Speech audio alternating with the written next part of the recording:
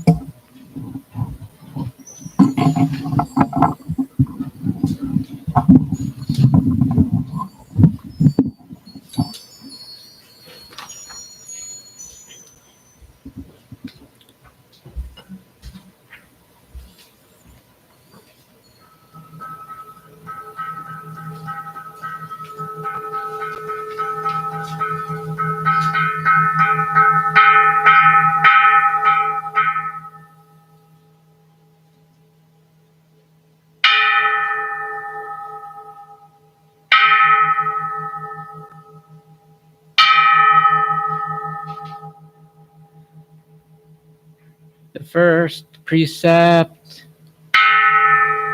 do no harm but cherish all life.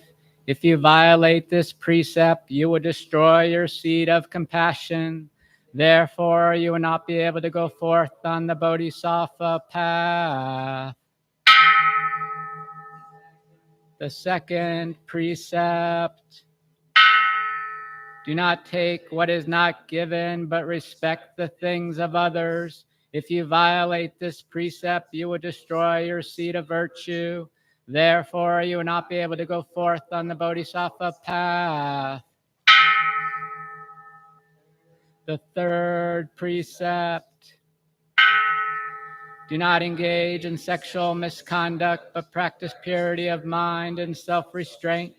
If you violate this precept, you will destroy your seed of purity. Therefore, you will not be able to go forth on the Bodhisattva path. The fourth precept,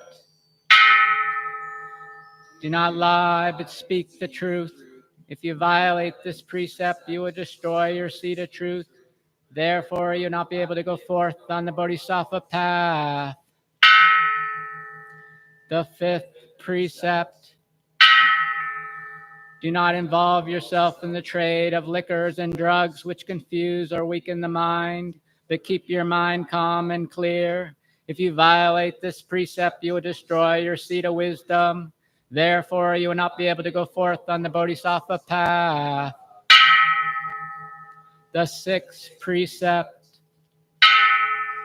do not speak of the misdeeds of others, but try to understand them with sympathy. If you violate this precept, you will destroy your seed of friendship.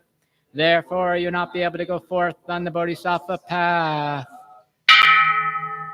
The seventh precept, do not praise yourself nor condemn others. If you violate this precept, you will destroy your seed of respect. Therefore, you will not be able to go forth on the Bodhisattva path.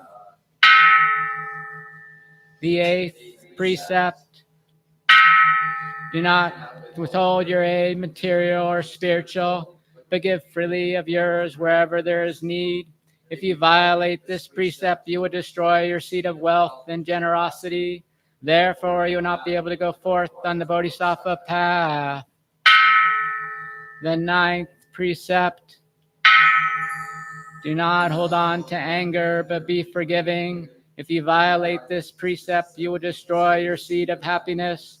Therefore, you will not be able to go forth on the Bodhisattva path. The 10th precept, do not disparage the Triratna, Buddha, Dharma, and Sangha, but uphold them. If you violate this precept, you will destroy your seed of faith.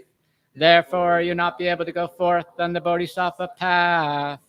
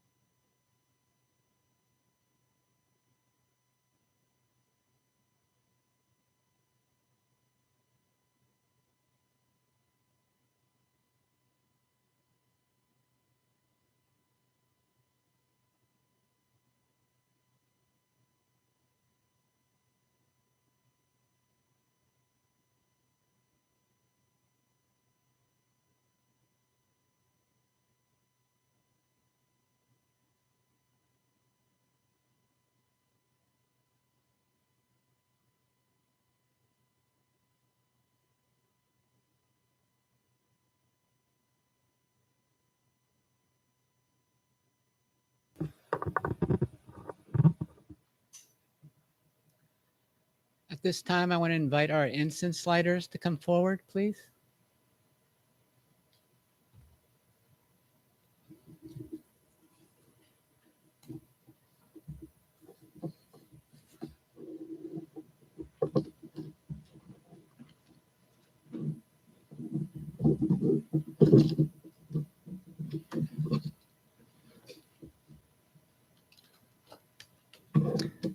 If you look in the inside cover of your chant book is the incense offering chant. Please join me in chanting that together. In gratitude, we offer this incense throughout space and time to all Buddhas and Bodhisattvas. May it be fragrant as earth herself, reflecting careful efforts, wholehearted awareness, and the fruit of understanding slowly ripening. May we and all beings be companions of Buddhas and Bodhisattvas. May we awaken from forgetfulness and realize our true home.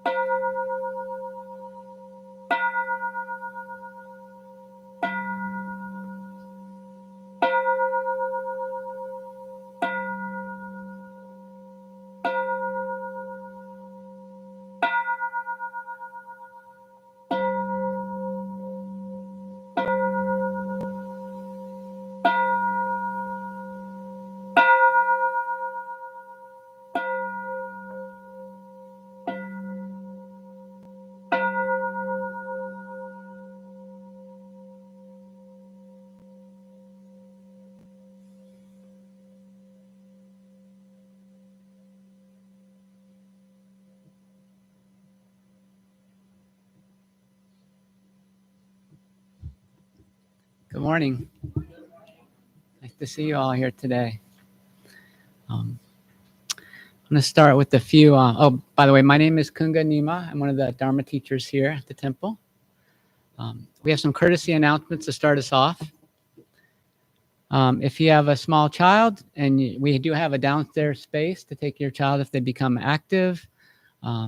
There's bathrooms downstairs. There are bathrooms up here as well through that curtain there. If you do need to get up during the service to stretch or use the restroom or get a drink of water, please walk along the back there and then go around the outside. When we're doing our chanting, we invite you all to chant together. Chant loud enough to hear so you can hear yourself, but not so loud that you drown out the people next to you, because the whole point is that we're going to kind of try and chant in unison. So thank you for doing that. At this time, I invite everyone to stand up and greet each other silently with bows.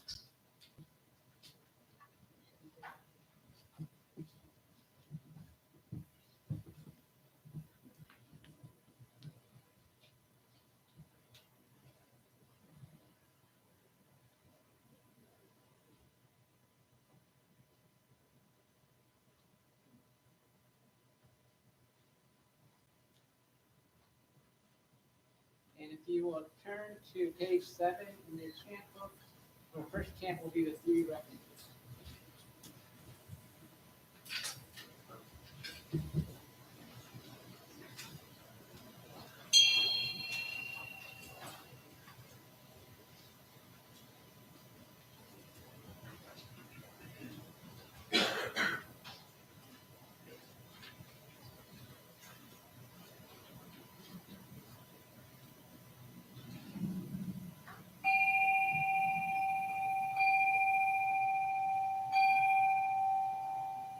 Go for refuge to Buddha, my deeply awakened mind, the living source of understanding and compassion, which must be cultivated to be known fully.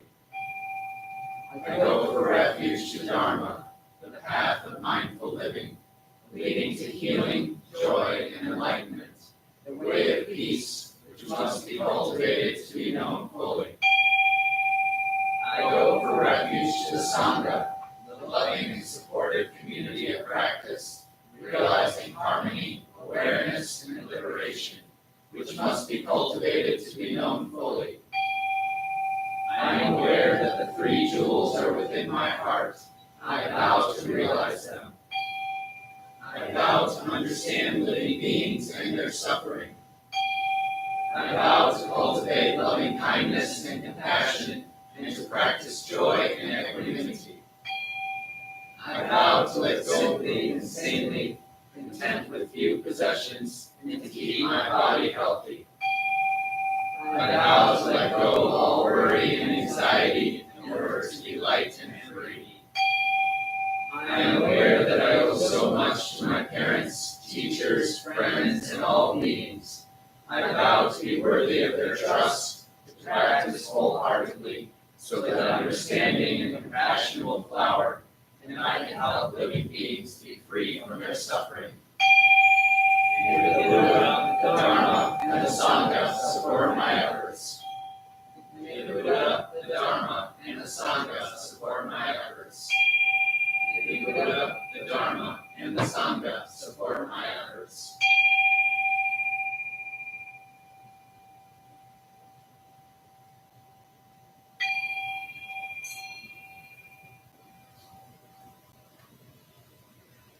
Turn to page 8 in your chant book, and we will chant the Heart Sutra together.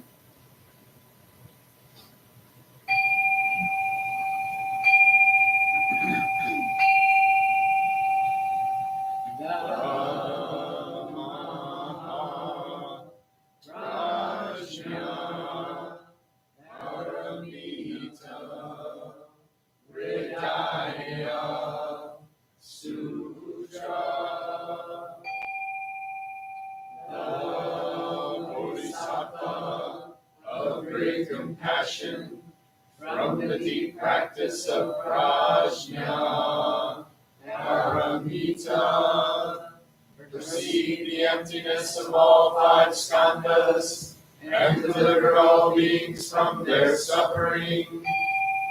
O Shariputra, form is no other than emptiness, emptiness no other than form. Form is emptiness, emptiness form. The same is true of feeling, thought, impulse, and consciousness. O Shariputra, all dharmas are empty. They are not born nor annihilated. They are not defiled nor immaculate. They do not increase nor decrease. So in emptiness, no form, no feeling, no thought, no impulse, no consciousness. No eye, ear, nose, tongue, body, mind. No form, sound, smell, taste, touch, or objects of mind. No realm of sight. No realm of consciousness. No ignorance, nor extinction of ignorance. No old age and death, nor extinction of them. No suffering, no cause of suffering, no cease from suffering, no path to lead out of suffering, no knowledge, no attainment, no realization, for there is nothing to attain. The Bodhisattva holds on to nothing but prajna, paramita. Therefore the mind is clear of any delusive ignorance. Without ignorance there is no fear. Away from all perverted views, one reaches final nirvana. All Buddhas past, present, and future, through faith in prajna, paramita, attain to the highest perfect enlightenment.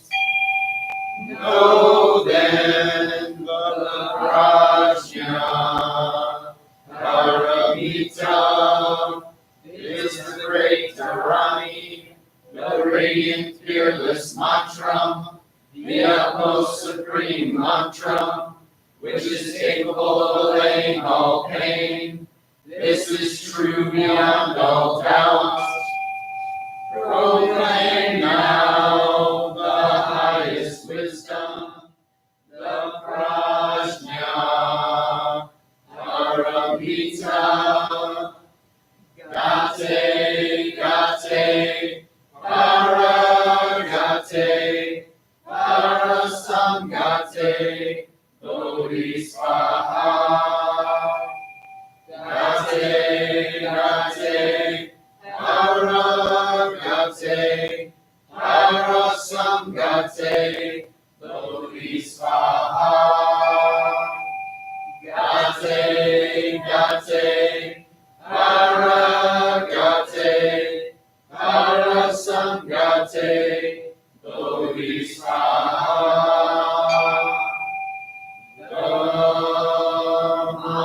Dhamma prajna paramita hridaya sutra.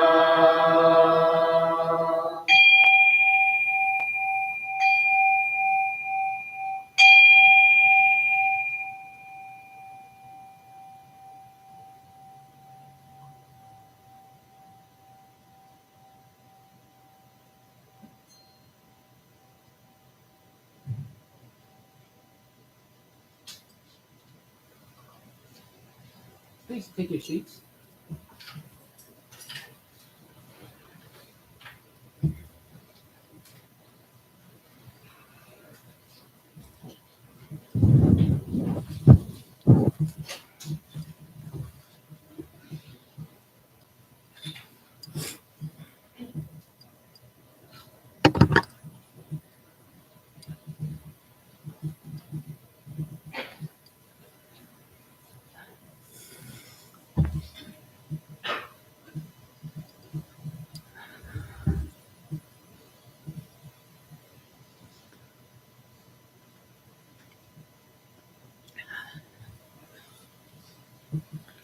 Great to see you all here this morning.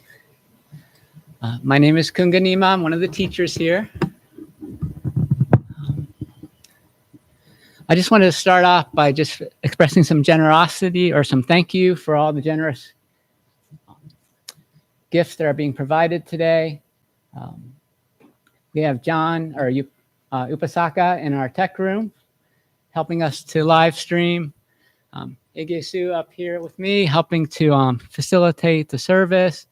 We had the assistance of our incense lighters. You saw come up here.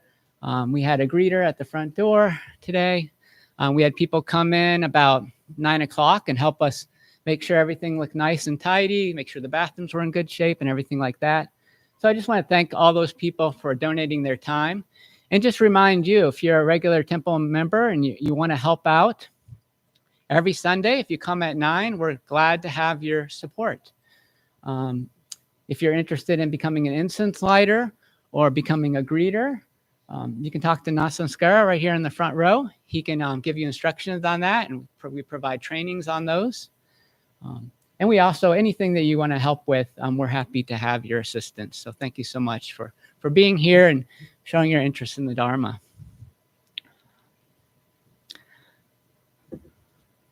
So the title of my talk today is Mindfulness of the Body in Everyday Life. So one of the classes that we have going on right now is the Bodhisattva training. And the meditations that we're focused on during that training is the 4 grounds of mindfulness. So I wanted to talk about the first section of the 4 grounds of mindfulness, mindfulness of the body. I was first exposed to this sutra through Old Path White Cloud by Thich Nhat Hanh. He wrote that. It's a biography of the Buddha, and he incorporates a lot of the teachings and sutras into the story. So this is the first time that I came in contact with it. It was about 15 years ago. I really didn't know much about it. I was just, relatively new to Buddhism that time. But I thought it was significant, so I put it aside, and I was memorizing different things, and I put it in there as one of my sutras I memorized. And so this was a pretty common practice during the Buddhist time. There was no written language for what the Buddha was teaching in. So in order to preserve the teachings, the monks had to memorize the teachings. So, we don't do a lot of memorization nowadays. Maybe we do it in the school, but then after that, we just depend on our phones to provide that information. But if you memorize something, it's always available to you. It's available to you when you're walking, when I use my memorizations when I'm walking the dog, or when I'm getting ready for sleep at night, or when I'm driving the car, and these are different situations where you wouldn't want to necessarily have your phone out. But if you can put it in your mind, it's always available to you. And I just bring that up because I'll be kind of touching on that during the talk, that idea of having things available to you to use whenever you need them. So the 4 grounds of mindfulness is broken up into 4 parts. The first part is mindfulness of body. The second part is mindfulness of feelings. The third part is mindfulness of your mind. And then the fourth part is objects of mind, which is kind of like, your mind is about, your sort of mental states. And then the fourth part is mental states you should avoid and mental states you should cultivate for your spiritual practice. I think that's a good way to simplify that. So I will talk about those in later talks, but today I'm just going to talk about the body. So what I'm going to do is I'm going to read a little bit from the sutra, just some short sections to give you a sense of it. And then I'm going to try and talk about how you might take that mindfulness of the body and use that in everyday life in kind of practical ways. And then I want to use a little bit from the Avatamsaka Sutra. There's a chapter called Purifying Practices, which talks about aspirations and cultivating our mind states when we're involved in different activities. And really just every activity of daily life is kind of covered in the sutra. And the idea is it's important to be mindful of what you're doing, but it's also to be important to have some aspirations that are positive, skillful for yourself. Because, you can be a really good criminal and be very mindful, but that doesn't really, fit in with your Buddhist practice. So just the idea is having this mindfulness, but also having some type of aspiration, skillful aspiration to accompany it. And then the last thing I want to talk about is just some of the things that we do when we first start the service here, and how that mindfulness of those things can help to inform our practice. So this is my first quote from the sutra. When a practitioner walks, one knows one is walking. When one stands, one knows one is standing. When one sits, one knows one is sitting. When one lies down, one knows one is lying down. When one wakes up, one knows one is waking up. Awake or asleep, one knows one is awake or asleep. So there's an ancient Buddhist story where it goes that there was another spiritual teacher who asked the Buddha, what makes your followers different from other spiritual followers in the world? And the Buddha says, well, my followers walk, sit, lie down, and wake up. And he says, well, how is that different from all the other spiritual followers? And the Buddha says, well, my followers know they are walking when they are walking. They know they are sitting when they are sitting. They are aware they are lying down when they're lying down, and they're aware they're getting up when they're getting up. So they have this awareness of what's going on. They're not lost in their thought during these activities. So I thought this is really one of my favorite parts about Buddhism, is it talks about ways for us to take the teachings off of the cushion, because the majority of us are lay practitioners. We're having our normal everyday lives. So we're not in the temple all day, or we're not in a monastery all day devoting all of our time to meditation. We need to know some way to take meditation into our everyday life. So that's what these instructions from the foreground of mindfulness are all about. It talks about how do we maintain meditation when we're walking to work, or walking the dog? How do we maintain our meditation or our mindfulness when we're sitting in a meeting, or sitting at lunch? How do we meditate if we're standing in line at the store? All of these kind of common, ordinary things. So I want to talk a little bit about walking meditation, because I think that's one of the most accessible ones, and it's something that we do some practice of in the temple during our retreats. So the walking meditation, this idea of bringing your awareness into your body during the process of walking. So it's like moving, sitting meditation. And so the idea is that instead of just focusing on your breath, you're taking that focus into your body. And in the kind of formal walking meditation, it's like focusing on your steps. Picking up your right foot, placing it down. Picking up your left foot, placing it down. And when we do walking meditation in the temple service, we do it at a variety of speeds. And we talk about, being in unison with everyone else, like maintaining the same amount of space and maybe even taking steps at the same time. But when you're out in the world, maybe walking to your car or walking to a meeting, you're probably going to use your normal speed walking at those times. So you're going to change what you're aware of a little bit. Like if you're walking, at a kind of a brisk speed, you might just be aware of the placing of each foot, or maybe the lifting of each foot as you go. You could even practice walking meditation while you're running, and at that point, you're basically just kind of aware of your body moving through space. Maybe you're aware of the overall rhythm of the run, but you're not really focusing on each single step, right? Because that's happening too fast. And just like with sitting meditation, when you're doing walking meditation, you're aware of your placing, you're picking up your feet. If you lose your concentration, you start to think about, what's going to happen at that meeting, or if you're walking to a restaurant, what you're going to have for dinner, then you just bring yourself back to the awareness of your body again.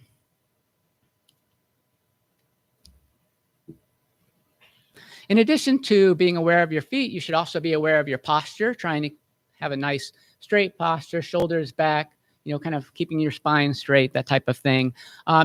Your hands, there's different ideas about your hands. When we do formal walking meditation, I think traditionally in Zen, you would have your thumb inside of your left hand, then your left hand inside of your right hand.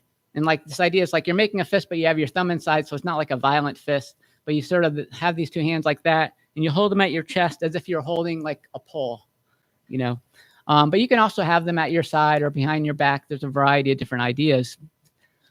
Just kind of awareness of them. With your eyes, you're sort of generally looking in front of you. You're keeping your eyes open, of course, because you don't want to trip over something. You're trying not to look all around and being distracted by different things. So I wanted to, at this point, I wanted to add some of the aspirations from the Avatamsaka Sutra. So this is from chapter 11 called Purifying Practices. And these are the handout that you have there in front of you. So I selected a bunch of these little aspirations for my talk, but really there are way more than this. I haven't even read them all. There are so many. But these here, the first ones have to do with walking, like setting out on the road. And the idea here was the monks would be given this instruction before they went on on the road to go to do their alms rounds, right? And so this was their walking to go and collect the food that they're going to have for their one meal per day. So the first one, setting out on a road, they should wish that all beings go where the Buddha goes, into the realm of non-reliance. When on the road, they should wish that all beings tread the pure realm of reality, their minds without obstruction. Seeing a road uphill, they should wish that all beings forever leave the world, their mind free from weakness. Seeing a road downhill, they should wish that all beings be humble in mind and develop an enlightened base of virtue. Seeing a winding road, they should wish that all beings abandon false paths and forever purge wrong views. And then seeing a straight road, they should wish that all beings be straight and true in mind without flattery or deceit. So I really like this idea that, when you're out there doing your walking meditation, things that you're seeing in front of you, they could be inspirational to your practice, right? So he says that when you actually start your walk, just remind yourself that you're on the path of the Buddha. This is part of your spiritual practice. When you're walking on the road, think about, walking as a way of keeping your mind free of obstructions. You're kind of practicing that, working with your ego and staying free of obstruction. Just like when you're walking on the road, you're trying to avoid obstructions on your path. Seeing a road uphill, you wish that all beings forever leave the world, meaning progress on the spiritual path, basically, free from weaknesses of the mind. And these weaknesses might be like jealousy or anger, all the things that, create suffering for ourselves. Seeing a road downhill, they should wish that all beings be humble in mind. So here the idea is, going down, there's the quote in the Shinshin Ming, it's how seeing ourselves the lowest among all, just kind of being humble and respecting that other people have, rights and responsibilities and, opinions and perspectives. Seeing a winding road, they should wish that all beings abandon false paths, forget wrong views. And these wrong views will be those views that cause us and others suffering. Seeing a straight road, they should wish that all beings be straight and true, without flattery or deceit. So just, being honest, basically, right? So pretty simple and deep at the same time, like you could take these things in different directions. So I want to go on back to the foreground of mindfulness, because it doesn't just talk about, mindfulness of our body when we're walking and sitting and standing. Further, bhikkhus, when practicing awareness of the body, the practitioner is clearly aware of the positions and movements of the body, such as going out and coming in, bending down and standing up, extending limbs or drawing them in. When wearing the sagati robe, carrying the alms bowl, walking, standing, lying, sitting, speaking, or being silent, one knows the skillful way of being aware. So even though we've been talking about walking meditation, all of the positions and all of the activities in our daily life can be part of our meditation. And we're just going to sort of take that idea of walking meditation, that awareness of how we're doing things, into every part of our life and just have some mindfulness of it. He talks about wearing the Sangati robe, which is the robes the monks wear, like these robes that we have on. But he also could be talking about wearing your temple grays, or wearing the clothes that you wear to the temple, or wearing, if you have to wear a uniform for work, wearing that uniform, anything you're wearing, how you put that on and how you wear that as part of your practice. He talks about carrying the alms bowl, but for us, that might be carrying a backpack, carrying our purse. For a student, carrying our books. And that activity of carrying things can be done mindfully.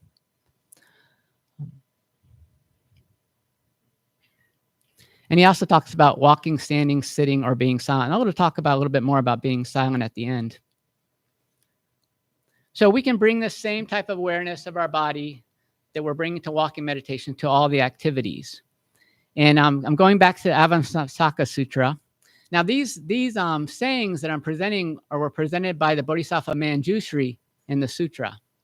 And Manjushri is usually shown with the sword that cuts through delusion and a very determined expression on his face. And then also there's images of Manjushri where he's got fangs and he's blue and he looks more furious and he's got a flaming sword, very much like that picture back there.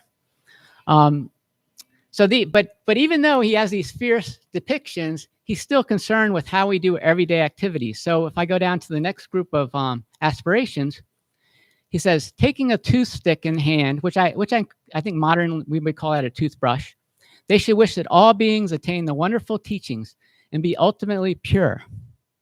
When chewing on the toothstick or brushing with our toothbrush, they should wish that all beings be harmonious and pure in mind, biting through all afflictions.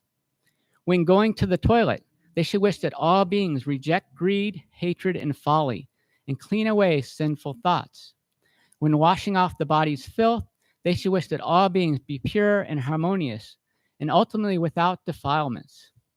So, here he is, this great bodhisattva, and he's telling us all these normal hygienic things of everyday life are important. How we brush our teeth, how we use the toilet, how we take a bath. All these things are important parts of our practice. When I was reading this toothbrushing part, I was thinking about Manjushri in his fierce depiction with his fangs, like brushing his fangs mindfully, getting ready to take a bite out of afflictions.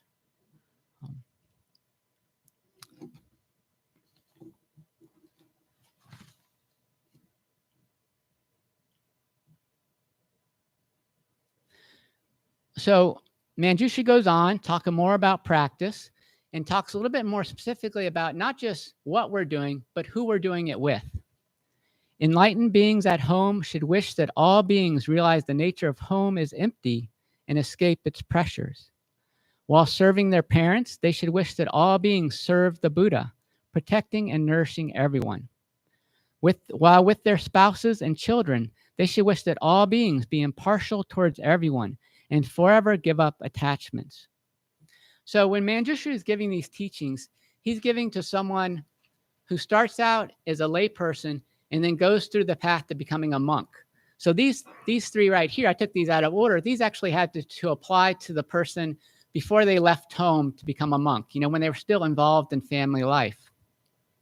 So the idea here is that even when we're at home, we don't need to just practice when we're at temple. Even when we're at home, we should wish that all beings realize the nature of home is empty, meaning that, our idea of home is a changing thing. It's not permanent. It's transitory. And that, remembering that can take some of the pressures off of what we need to achieve at home. While serving their parents, they should wish that all beings serve the Buddha, protecting and nourishing everyone. So when we're working with our families, and we're helping them, we should think about that, how that's part of our bodhisattva aspiration to help all beings, including our families, even our families if we don't like our families that much. While with their spouses and children, they should wish that all beings be impartial towards everyone and forever give up attachments. So this idea that, we call them our families, our spouses, our children, really that idea of ownership is just something we're adding to it. They really are their own individuals. They are part of us in a way, but not in a way that we own them. So just kind of remembering that as part of your practice when you're with your family.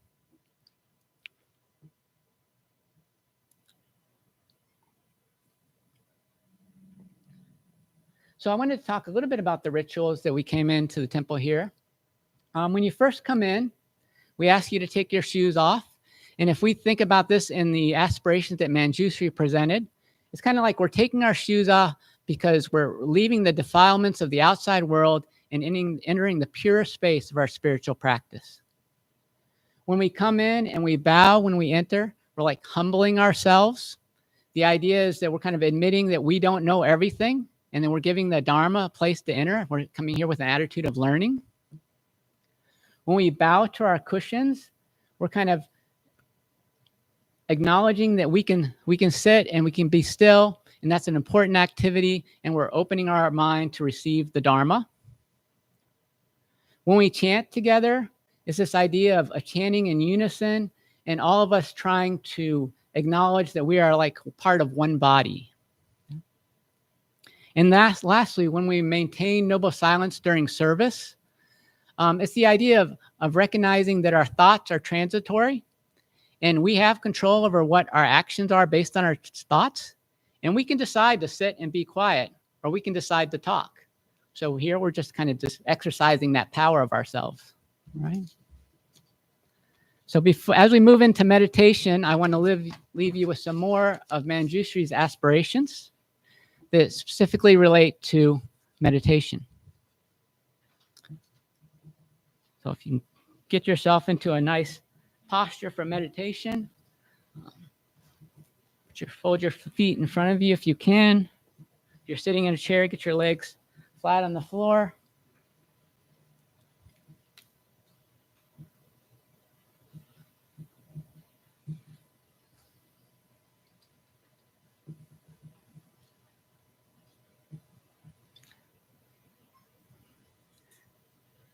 And if you've been sitting for a while and you're uncomfortable, we do have some chairs available. So I encourage you to go ahead and take advantage of the chairs if you like.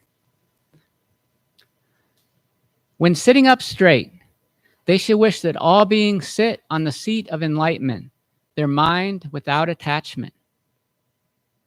Sitting cross-legged, they should wish that all beings have firm and strong roots of goodness and attain the state of immovability. Cultivating concentration, they should wish that all beings conquer their minds by concentration, ultimately with no remainder. And when practicing contemplation, they should wish that all beings see truth as it is and be forever free of opposition and contention.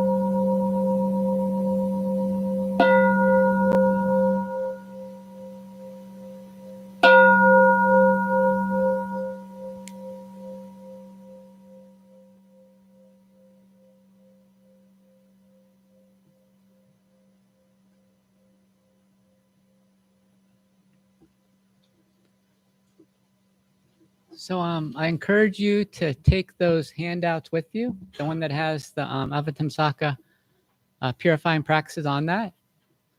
It's an excellent practice to memorize sutras. And so these are little short things. You know, if there's a particular area in your life where you find like, you know, you have problems maintaining your mindfulness or meditating your meditation practice, maybe one of these would apply to that. And then you can memorize that and then utilize that as a way to kind of remind you. Sometimes people will take these kind of slogans and put them around the house, you know, so that when they're where they would engage in that activity, then they could see it and they could remember to do those things.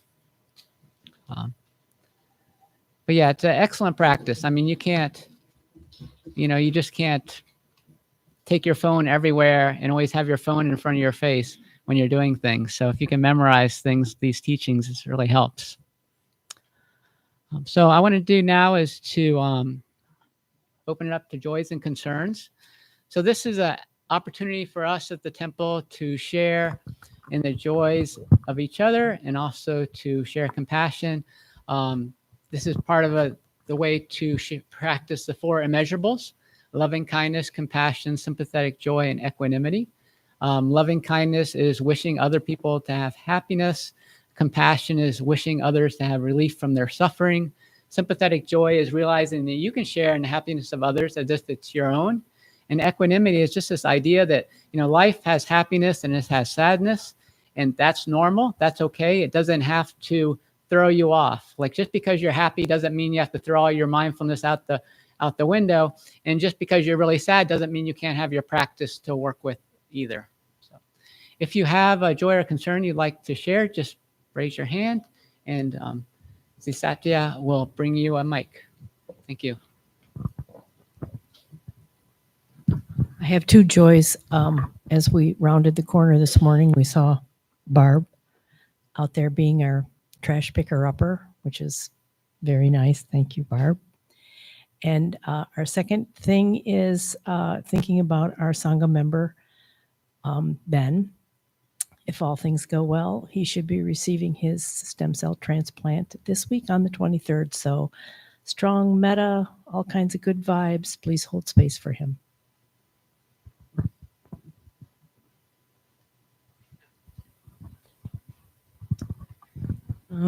Hi, my name's Ivy. I have like a mix of a joy and a concern, I guess. My grandfather's funeral was yesterday in Vermont, and I wasn't able to make it out there with work, but I'm really grateful that a lot of my family was able to come together and celebrate his life, and I hope that was healing for them.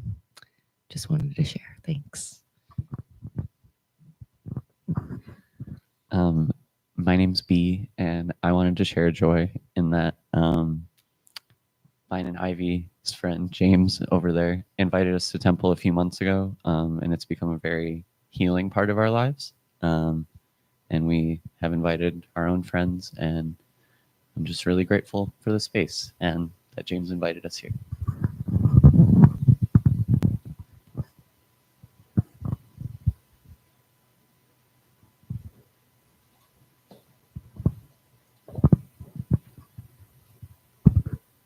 Hi, I'm Kirsten, and today my brother is 2 years clean, and I'm very grateful for that.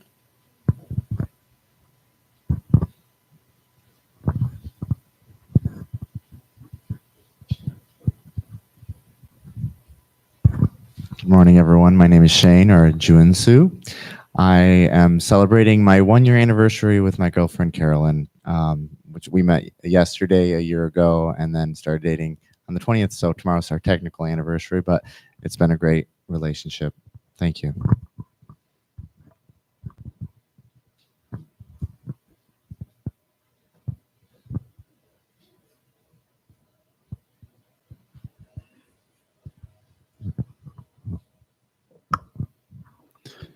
Hi, I'm here with my partner today.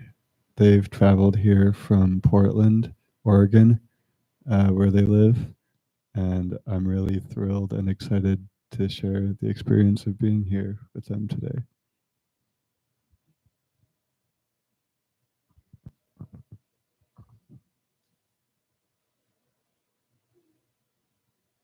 I wanted to share a concern.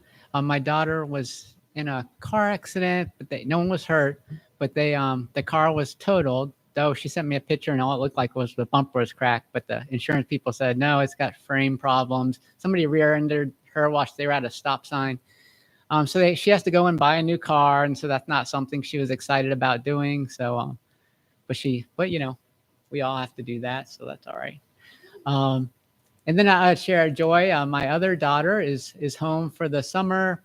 She's working a couple different jobs, trying to make up money for college and enjoying her time living by the beach. So, thank you.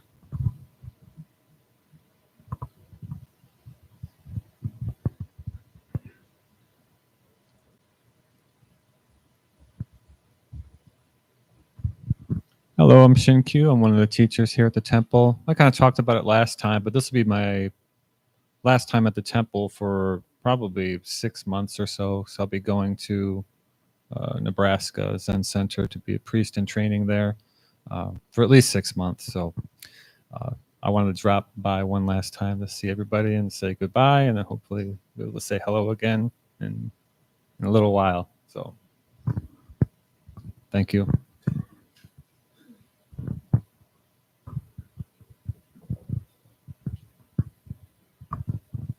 My name is Kaylee, and I have joy and concern. I guess my concern, I'll start with that, is that I've been feeling a lot of anxiety in myself lately, and just been learning how to deal with that and panic attacks and that sort of thing. And my joy goes with that Ivy and B invited me here today, and this wonderful teachings of mindfulness has been very helpful. And so, thank you.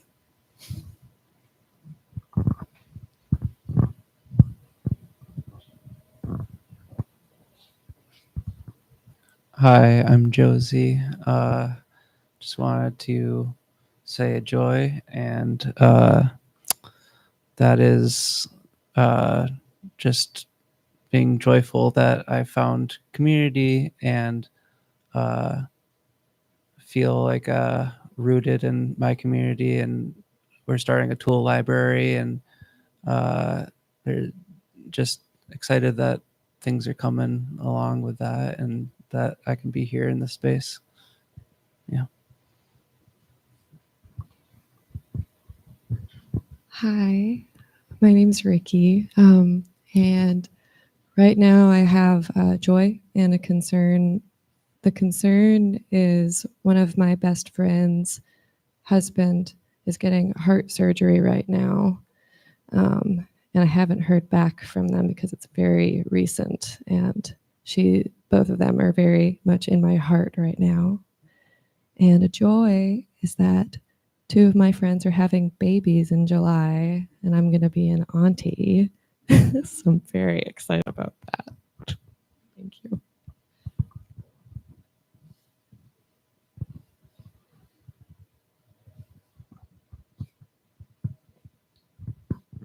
Hi. Wow. I'm Sasha. I would like to share a concern I have and a joy I have in that order. I am transgender, non-binary, and I have intermittently over the past probably 5 or 6 years, but especially recently, been experiencing a lot of anxiety for reasons that I don't want to get into. Suffice to say, it's a scary time. And for that reason, I felt the need to take refuge someplace where that can never be taken away from me. I've been homeless, so I appreciate it. That's all. Thank you.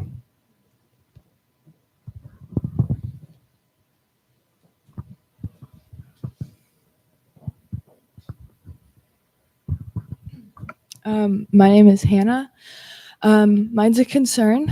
I think it was 2 weeks ago on Mother's Day, I was driving out to Muskegon to see my mom, and somebody jumped off of the bridge like a couple cars in front of me, which kind of threw off the rest of the day. It's kind of thrown off the last few weeks.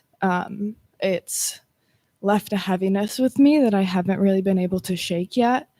And this is the second time it's happened in Muskegon, like on the same bridge. And I just feel like there's just like a heaviness around, and it's just been hard to deal with that because it's a pretty awful thing to see that and to know that somebody felt that way, to do that on a highway where it could affect and hurt lots of other people.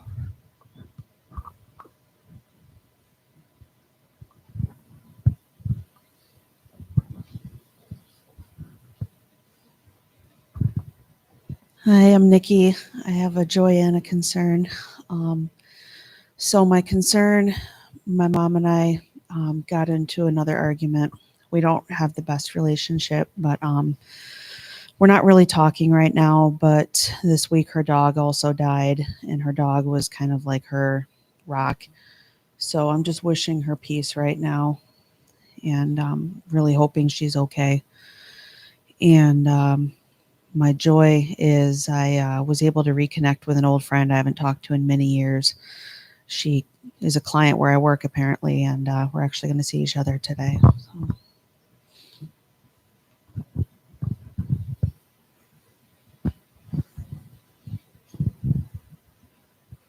I have a quick one to share. I'm Alex, or Dive Satya, and I am really feeling joyful about the Bodhisattva class, which I'm a participant in right now. I'm just really grateful for my classmates, Atananato and Kshanti Bhava, and we have wonderful teachers, all of whom are here today, and it's just been a really great time, sometimes difficult, stretching, always enlightening, and fun in some really growing ways. So that's a joy, and I wanted to share it.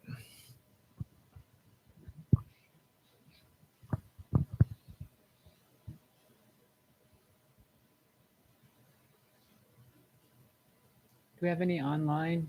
Okay. All right. Well, thank you very much. We'll take a moment, kind of sit with those joys and concerns in our heart.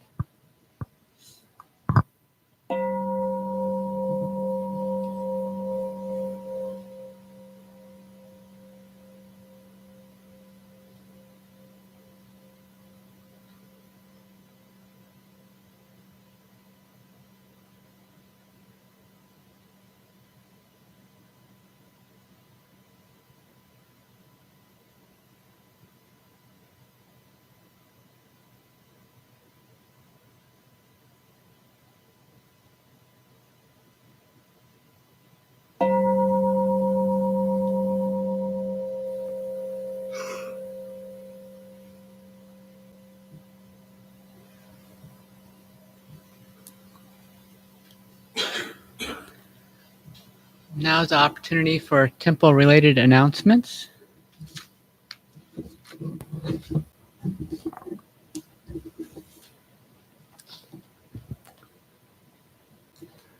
So we have an online meditation group that meets from 7 to 7:45 p.m. on Wednesdays.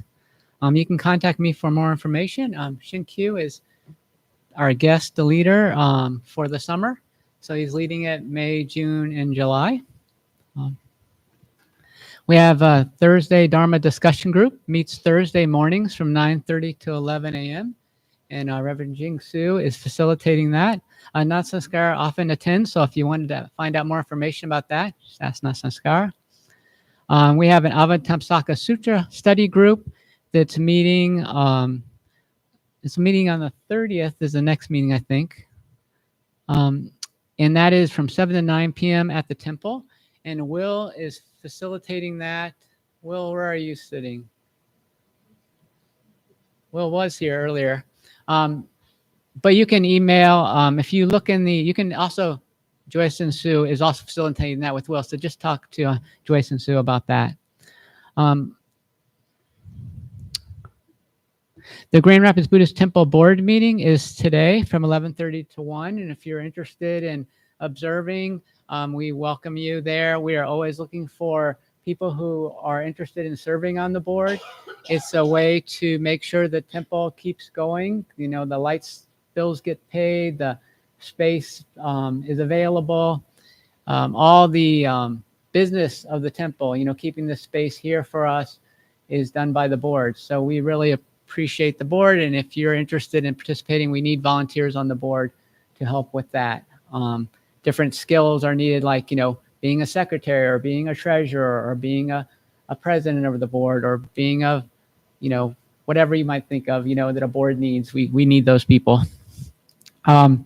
We also have Buddhist-based recovering meetings here, Mondays at 6:30. Oh, for the board, I don't see Posey's here, but Hua Su is here, Hao Su, and she is our current treasurer. And so if you have questions about how the board works and how you could be a participant on the board or learning more about it, just ask her. Also, Gail, not here, right? Kent as well. Can't think of your Dharma name. Biapchi. Okay. Also been a longtime board member and is available to answer questions about that. Buddhist-based recovery meetings, Mondays at 6:30 p.m., meditation, and then 7 p.m., and that's at the temple. Wednesdays, 6:30 p.m. at the Allen Oak Club on 1020 College Avenue, and Fridays, 10:05 a.m. meditation, 10:30 meeting at the temple or join via Zoom. Joyson can answer questions about that as well. We will be doing a preceptor class. So we talked about the Bodhisattva class that goes during the summer. The preceptor class goes in the fall, and that's taking the 5 basic Buddhist precepts. And if you're interested in, you know, deepening your practice, highly recommend that class, that training. What it does is it starts meeting in August. It meets through December. There's an ordination in December. You agree to come to temple every Sunday, participate in setup. We have meetings, I think every other Sunday, but then we also have meetings on the Sundays as well to learn about different traditions that we do at the temple. We have some texts that we provide. It's just a way to deepen your knowledge about Buddhism. At the end, you receive a Dharma name. So if you wonder about, you know, people having these Dharma names, how they got that, they went through the preceptor class, the preceptor training.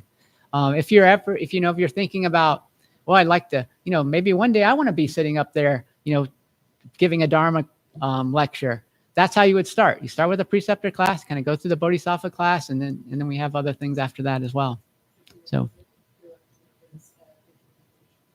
when's the next one? Okay. And we do offer introduction meditation class, which we are requiring you to take. Though if you have some experience in meditation already, you can talk with the instructors about that, whether see if you're already ready for that. But normally we do have the introduction, and we'll be offering that before the class. Yep. Anything else you want to add? Yeah. Do we have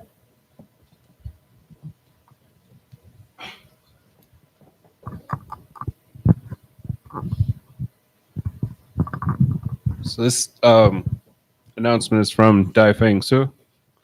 He says, the Friday morning recovery group now meets at Garfield Park. Use Madison Southeast entrance and look for some Buddhist-looking people. Bring lawn chair or blanket to sit on. Do we have a Donna announcement today?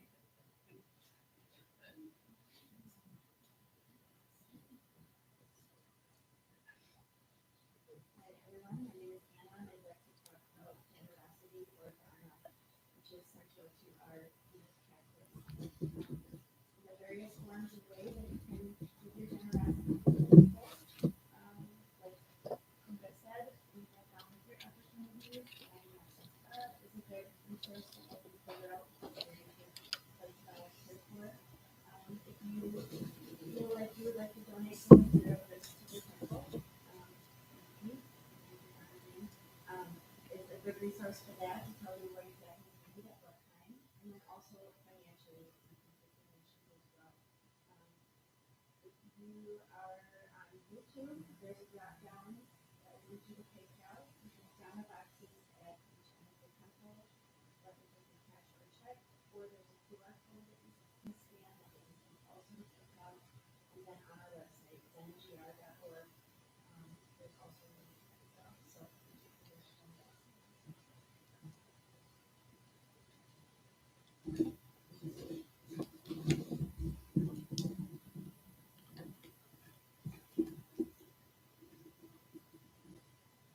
All right. So we're going to close with our closing gatha. So I invite everyone to stand up. Closing gathas are on page 9. Oh, before we get to that, when we do have social hour afterwards from 11 to 11:30, so join us for tea. If you could put your cushions back the way you found them when you leave, make sure everything looks nice and neat. Put your inserts for the chants back inside the front of the chant book, and then there will be someone coming around to gather the chant books. Thank you.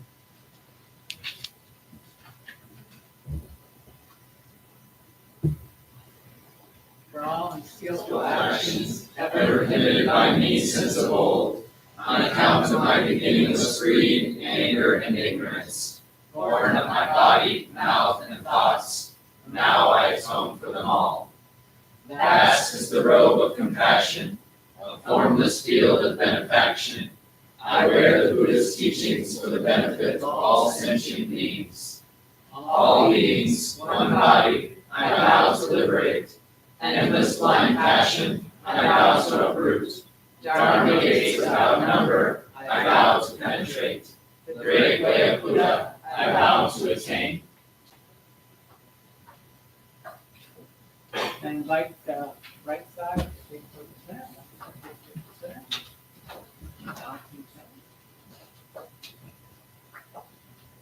Thank you very much. Have a great weekend.